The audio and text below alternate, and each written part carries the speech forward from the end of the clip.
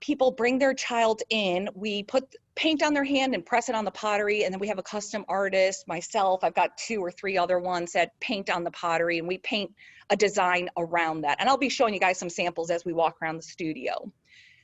A more recent addition is that we take the handprint and we press it right into clay, and then we cut it out and fire it, and then we do the painting on it so that we're getting a clay impression of the hand, which is awesome because it really captures every little detail, as you know. So we see all those little fingerprints and everything right in the clay. And so we've been around for, I've owned it as the Painted Peacock for 7 years, but we've actually been around for about 12. We were previously the accidental artist, and I was the manager here. We had another location in New Bern, and when the owners decided to retire, I just wanted to buy this one location. So I took this one over, changed the name to the Painted Peacock, and just kind of have been rebranding it and changing course a little bit. So COVID, like I mentioned, changed a lot. We are an entertainment studio, which I'm sorry, the videographer, photographer's here. Right. Let me get that. Go for it.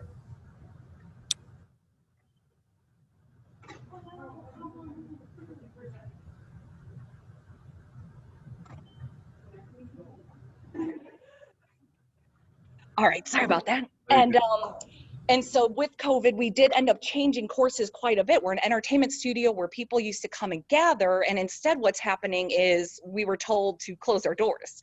So we had to do, the word of the year was pivot. I think everybody's sick of that word now. But we ended up doing Pottery to Go, where we were sending kits with pottery and paints and brushes home. And then we had carts out front that people would drop their painted pottery back off on. We'd fire it, they'd come pick it up. And so that was different for us, but it actually ended up being wonderful. We've been wanting to do that for a while, and that just kind of gave us the impetus, the push to go ahead and start doing that. So good things have come out of COVID. But we've also started a retail line. So using clay, we are making our own pottery at this point. We have teamed up with the ECU Alumni Association, and we started a line of, we call it our Captain's Collection. So it's all pirate themed pottery, purple, gold, black, and then we use a real gold. I don't know if you guys have ever used that in your class before, but it's a different firing. It's a little bit toxic, so you know, you got to wear the big gas mask thingy. But it's been great because a percentage of the sales goes back to the ECU Alumni Association for every sale of that. But I haven't mentioned yet, but I have a background in metalsmithing and ceramics. So for undergrad, I focused on ceramics. Then I moved into metalsmithing for a bit. So I got into jewelry making and metal sculpture. So a little bit different, but what I liked, I love each medium. They're just very different. Ceramics is so unpredictable. You get into the kiln and you don't know what's going to happen. Is all your hard work going to explode, change? And so at some point I just kind of shifted to metal, where I had complete control over everything. And I think that's what I liked about it. But once I took over this business, I really found that the unpredictability, the creating, the clay, working with clay nothing compares. I love clay so much. So I'm glad that I finally got back into it with this new retail line and our clay impressions. I'm going to take a quick break though, because I don't know if Ava's willing to talk and tell me. I was hoping to hear about the students a little bit and what you guys are doing and learning in your class, and maybe what you want to do with sculpture in the future. Hi, yeah, I do have a question. Yes. What was the toughest part about taking over the business? Oh, okay. We're going to be talking a lot about that in a little bit. I would say the hardest part though is always, with taking over the business, it wasn't too challenging in the sense that I was already the manager here and I was running day-to-day operations. So it wasn't a huge change to take over. It was the budgeting, I would say, probably, you know, just understanding the financials inside and out that got the most difficult. It's easy to spend a lot of money. I think we all know that. But we are going to talk about the challenges in a minute of owning a small business. But tell me about what you like to do with clay, and you work specifically with clay, Ava? Yeah, I have a class with Mr. Neese, and we usually just like do clay sculptures and paint, and we fire them. It's really fun. And do you see yourself in a future with art, or where do you see yourself in 5 years? I think I want to do something along the lines of science, but I'm not really sure what I want to major in yet. And I still have a lot of thinking to do. Yeah. Well, here's the great news. Everything that you're learning, even if you think it's insignificant now, actually might come back full circle to you at some point in the future. It's really cool with the stuff that we're doing with handprint art. There's level one of, yeah, we stamp the hand onto pottery, but we're actually, and this is all super secret, you guys, you don't know about any of this, but the business will be growing in the next couple of months to do some really cool stuff with handprints involving molds and different things. And so I do have a quick video if you guys wanted, if you'd like to watch about slip casting. Mr. Neese, have you ever done slip casting or? I have not. I've done casting in iron and aluminum, but not with Yeah. ceramics. So if you want, I'll go ahead and I'll share my screen for a second, which this is new to me. Oops, Sure. I don't want to do that. Okay, let me know if you guys see this. Okay, bear with me. I've got a lot of tabs open. I hope I can figure this out here. Take your time.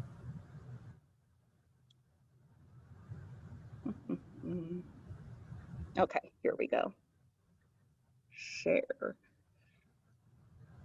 Sorry for all my tabs. All right, so we'll watch this real quick because I think slip casting is really cool, and it's very different. A lot of people haven't done this type of mold making or casting before, and it's how all of our pottery behind me is, most all of it, I shouldn't say all of it, plates are normally pressed, but this is how some of our pottery is made. So it's just a real quick video.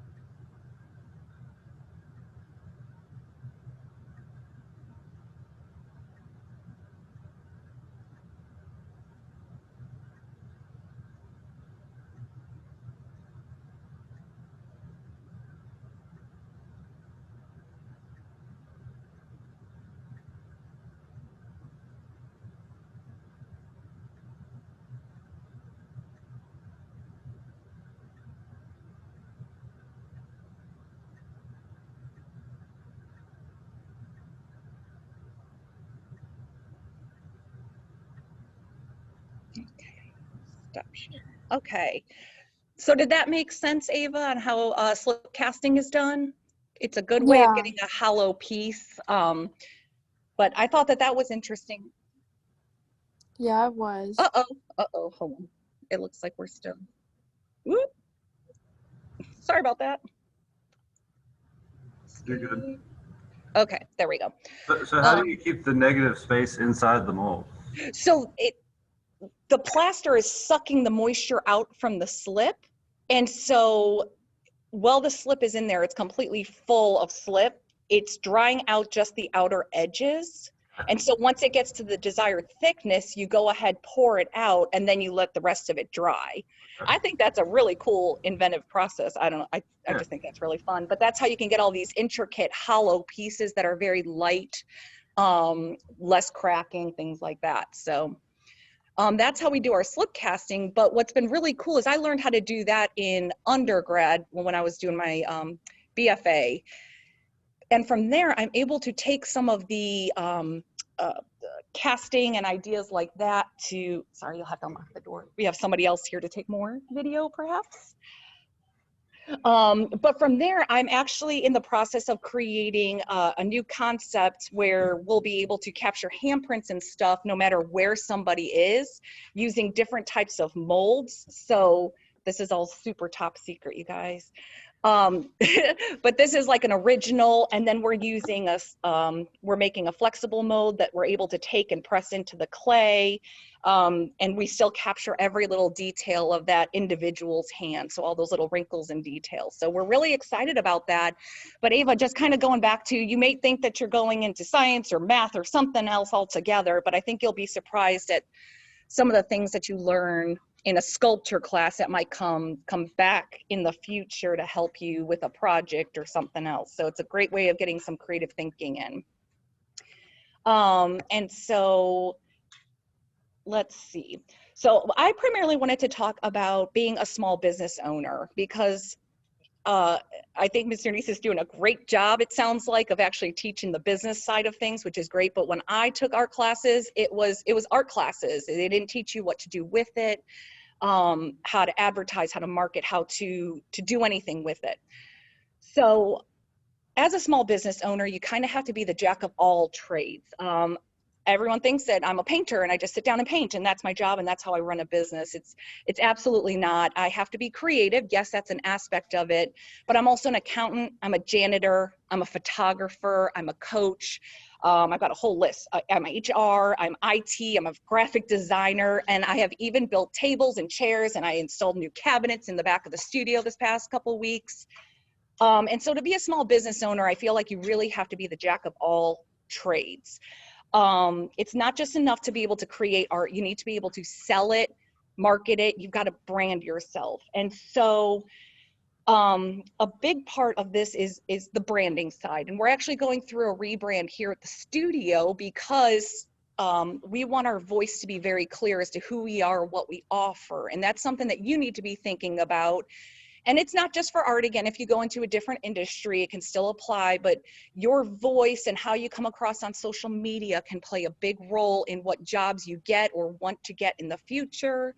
You've got to think about every aspect of your brand and how you're coming across in your photos. Again, I kind of geared this up more for the art direction. So I can talk to you about photographing art and how to photograph your pieces a bit if you'd like, but tell me what you're interested in, Ava. Are you curious about anything in particular, or do you have a social media account that you feel you've got a strong voice on? I have Instagram, but I don't have that many followers, but So in the future, you're gonna, I don't want to speak on behalf of everybody, but you're gonna, if you're getting into art and you want to sell your art, you definitely want to think about what your backgrounds look like, what your brand is, and what you're trying to tell people. And so you're not, even if you're not planning on selling to the customer, if you're planning to sell to galleries, things like that, I want to make sure that I'm tailoring this to you, Ava, and I apologize that I've got some different notes written here. And so struggling a little bit, but, and I've got two cameras on me. I'm not gonna lie, I'm a little intimidated right now.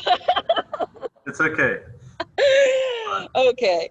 And so let's see, I was gonna do a quick little tour of the studio. Ava, have you ever been here or heard of us before? yeah, the last time I went there was the Accidental Artist, and I have not been such a long time. That was over 7 years ago, that's right. Okay, so cool, we'll do a little tour of the studio. And so we do also use an earthenware clay here, just a cone 06 firing. And we fired, yeah, like I said, cone 06. I don't think there's anything too special. I know, Mr. Neese, you had mentioned that you're not supposed to use the glazes on wet clay, but you know, I've actually heard a lot of people doing that. So I don't think you're breaking too many rules with that. I think it's okay. You got, what temperature do you guys fire to? We're at 5.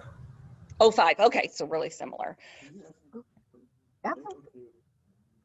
Oh, is it okay, Ava, for your name to be visible on the screen? Yeah, that's fine. Okay. Okay.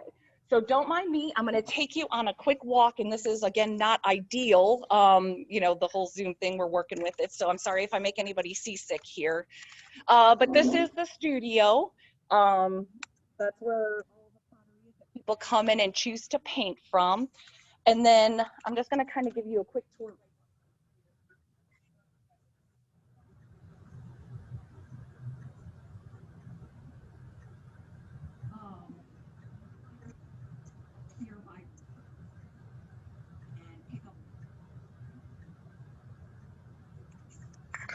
And we're just going to go on a tour. This is, look, I got a posse, guys. Hey. Oh, I'm sorry, I'm going to take a quick stop. Over here is our design island. And so it's got fans in there, so people are painting, they can go ahead and dry their pottery. And then below, we've got different techniques. Like that. Over here is our new handprint bar. And this is where we have prints. This is the painted print section, so you can kind of see on there, there's lots of little hands.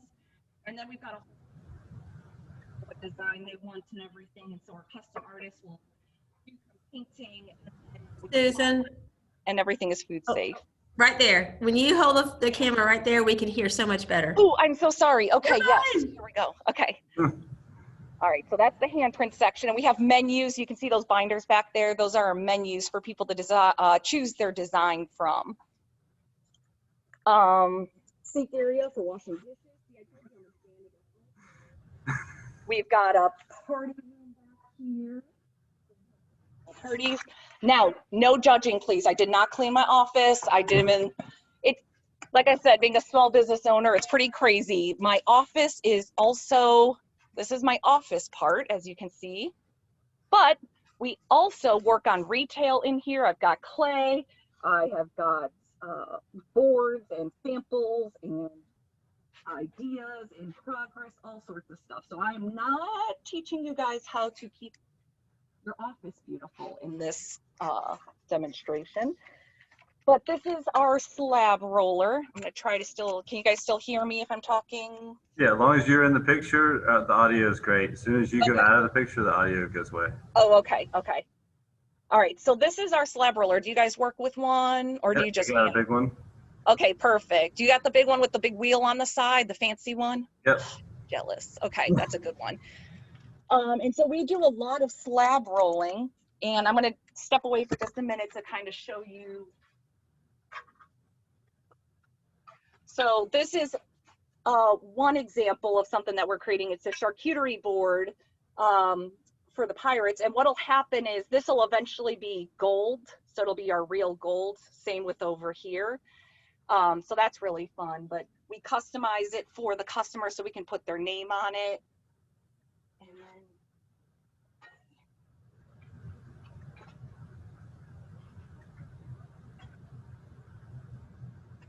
okay. And then here's an example of that real gold. Super fun to work with if you guys ever get the opportunity. This is like a little skull glass. Nice. Or you can customize it with their monogram, initials, name. A lot of the stuff that we actually create is stored up front right now, but okay. So then taking you on a tour to the kiln room here. Nice. Again, it's another place that's meant for, it's a workhorse back here. It's not meant to be pretty. We would love to be able to give more tours to customers. They do like seeing how everything is done back here, but it's also kind of dangerous. As y'all know, we've got 3 kilns. I don't know how much you know about kilns, Ava. They are 3-phase. They're all just solid workhorses. Do you guys talk about loading kilns and the firing? How much do you guys get into? We do some. We have a very similar kiln to what you have there, as far as you can ramp it up for slow fire, medium fire, high fire. Yeah. Timing wise. Okay. Oops, sorry. Okay, so what happens is once the customer paints, we bring it back here to these drying racks. And then everything, even though the paints that they use are, they're glazes and they can actually be fired and they're shiny and fired when they're all done, we still dip it in a clear glaze here, a big vat of blue stuff, just to ensure that any unpainted areas or thin painted areas are still food safe when it's all done.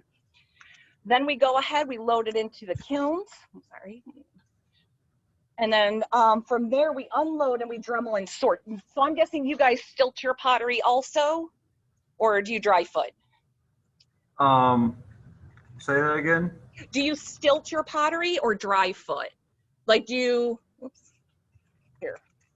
Do you just set it in the kiln with like no glaze on the bottom, or do you set them on stilts? Have you guys seen those before? We try to get most student work to have no glaze on the bottom so that Okay. we don't have to stilt it, but every now and then we have some of those laying around, and if worst comes to worst, we'll use old nails just to That's smart. get off the surface. Yeah, well, we stilt everything here just so that we're able to dip it completely into the clear glaze. And then we put it on, you know, these little stilts. Once it fires, this fuses to the bottom of the pottery piece, but then we can just pop it off and we just use a little Dremel to take it right on off, so it's not too sharp. You guys use wax at all? We don't here. Being the low fire clay, we want everything to be as food safe as possible. And so we don't want that moisture coming up in the bottom of our pieces. High fire stuff is definitely better for dry footing in our industry, if we're gonna dry foot everything. So yeah, we just dip the entire piece in so that everything is clear glaze when it's done. Okay, cool. Yeah. Let's see what else. Oh, and then back here, again, we do lots of things. And so with that board art that I mentioned, I've also got saws back here where we are cutting our own wood and everything. I told you, jack of all trades. I saw things, I build things. We're painting chairs for the PCC charity event. Lots going on. So a lot of what I've been doing recently has to do with rebranding and reorganization to streamline the process. We are hoping to grow in the future of multiple locations. And so a lot of what we're doing is involving, here real quick, this is some of the board art that we do. So a lot of what I'm trying to do now is streamline processes and systems so that we can grow and have another location that runs like a well-oiled machine. And so there's a lot involved in owning your own small business. And I can keep talking all day about my daily tasks and how they change every day. But what can I answer for you at this point, Ava? I always wondered how all of the pieces were made, and thank you for answering that question because I was always confused on it. What's probably the biggest, most difficult piece that you have at the place? Oh, like to actually paint? Like yes. You know what, I'm going to be completely honest. If you can see that big like a large bowl, I'm going to try to point right there. Something like that is actually going to be the most challenging because it's a blank canvas. Most people have the hardest time with that. When there's already detail on it, they've got lines to follow and stuff, but when you're given a blank canvas, a lot of people are overwhelmed. So what I love most is the fact that we've got really easy techniques to show you that make everybody feel like an artist. I think it's really important that everyone find their creative side. You don't have to be able to paint like Picasso or Van Gogh or Monet or anybody, but I think it's good that everybody finds a creative outlet in some way. And I think it's become intimidating, especially with Pinterest out there. I think a lot of people feel like they can't do it, that maybe Pinterest makes you go the other way also, that you can do anything, you know, with Pinterest, but it can be overwhelming and intimidating. In fact, I've never taken a painting class in my entire life. I have done metals, 3D, printmaking, but I've never taken a painting class, and I've always been extremely intimidated by painting. And what I love most is the fact that with the techniques that we offer here, anybody can do it. We can show you how to do marble, make your piece look like marble. I'm gonna go grab a couple samples just to kind of show you.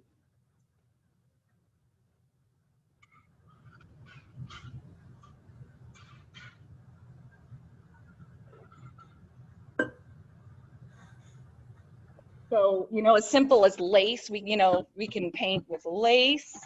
We can show people an ombre effect with gradation. You can paint with bubbles. This one is super fun.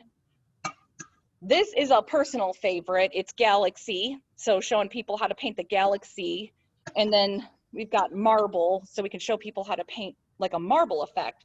And all of these are super easy for people to do. And what happens a lot is people come in and say, I can't do it. Mine will never look like that. But you can with the right guidance and the right confidence. So making sure that we're keeping people creative is just really important for us. So you can even see our hashtag is Stay Creative Greenville, because we really believe that we should be keeping the community creative. Let's see. So we offer lots of different techniques. But yeah, like I said, I've never taken a painting class. And recently I've started painting a bit more. And let me tell you, I love it. I'm really getting into it and having a good time. And it's giving me a lot of confidence too. But in owning a small business, you need to have a background in that information. You need to know what you're doing with painting your own pottery in this case and hand building. But it's really important that you're understanding the financial side of things, that you're taking classes and learning how to manage your money, how to work with other people. I'm going to go back and answer your question now because you asked what the hardest part of transitioning was, but the hardest part I feel of running the entire business is staffing. It is hard to work with so many different personalities. I'm sure, as you know, Mr. Neese, work with so many different personalities and try to bring out their best every day. And so keeping people happy and doing their best is by far the hardest part. Finding the right people, interviewing to find the right people, it's all very challenging. So I feel like that has always been the hardest part of running a studio. The painting, the creative side, that's the easy, that's the fun stuff. And the better you get with all those other tasks, the more you get to spend on that creative side. So that's again why we're going back to streamlining the business so that I can get back to the fun part and not worry so much about all this background information. So what else, Ava or Mr. Neese or Kimber, anybody? I was curious, so the slip mold, do you guys do a decent amount of that there, or do you import? No, we import everything pre-made. It takes quite a bit of space, all those molds and everything. Oh, A lot of that stuff is done in warehouses. And so we don't have the space or the time for that. So we buy a lot locally, like North Carolina, we get from a business called Bisque Imports, which is over near Charlotte.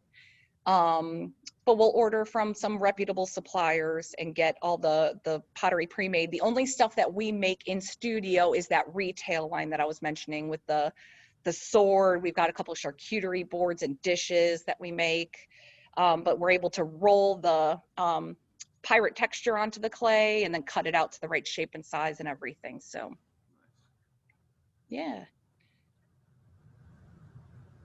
So yeah, a lot of similarities between what you have to do and what we have to do as teachers. Yes. Being a jack of all trades and Yes. Dealing with people that believe they can't do things and showing them how they can. Yes. Any tips on that?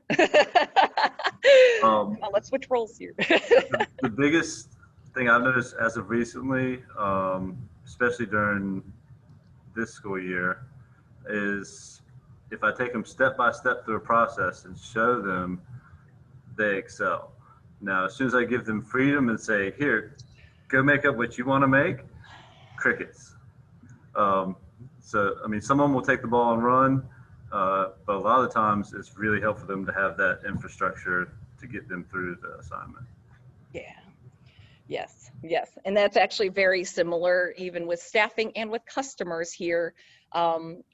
You know, even the samples we have out, they sell the pieces because we can tell them step by step they don't want to have that free reign. Yeah. So very similar. Is there anything else, Ava? I hope you learned something. I know I was a little all over the place. The Zoom thing definitely puts a new twist. Kimber, we should definitely go back to in person. Like that better. Yeah. Thank you guys. I was gonna let one more question. Anybody? So have you had to instruct any of your customers via Zoom, or do they just come and pick up and watch videos, or how's that work? At this point, we are doing everything. We've got printed instructions that we give people with everything that we send out to go. So it's all printed. In the future, we are going to be doing more with video and stuff with this new process that we're trying out. But I'm not going to lie, we avoided Zoom in the business as much as we could with trying to keep it. Well, it's hard going from a completely, and I mean, I know you understand this, going from completely entertainment based of in studio gathering, family celebration to nobody's allowed in. So now that we've got our doors open, we've just got table space and everything, but there was the option for Zoom classes, and we kind of took it on that people are doing enough Zoom that I don't think they want their entertainment to be Zoom also. So that's kind of the approach we took. And, you know, again, from the business perspective, we had to think about where to invest our time, because all of that takes so much planning, time, energy, advertising, that we just opted not to. And I'm okay with it, because as you see, Zoom, we're not good friends. You did great. You did great. You're doing fine. So, Well, Ava, thank you so much for doing this for us, Ava. When you get a chance, there was a quick survey, if you don't mind filling that out. I don't know if Mr. Neese sent it to you yet. And I see somebody's recording. So if you show it to other students, please have them do the survey before, and then the survey after. Is just like 3 questions, and it helps us plan for next year's Grow Local. So thank you so much for doing this, and I hope you guys learn something and have a good day. all right, thank you so much for having me, and I hope you got something. Feel free to reach out anytime. You can go to our website or just email me directly. I'd love to hear from you. Awesome. Thank you. And good luck with all the experimenting that you're doing over there. I'd love to see some of that. So I'm gonna hop on your site and check it out. Click on the site, and yeah, some of that's already up there. Awesome. Thanks so much. Thank you all. Have a Thank good you. Bye. Bye, Ava. one.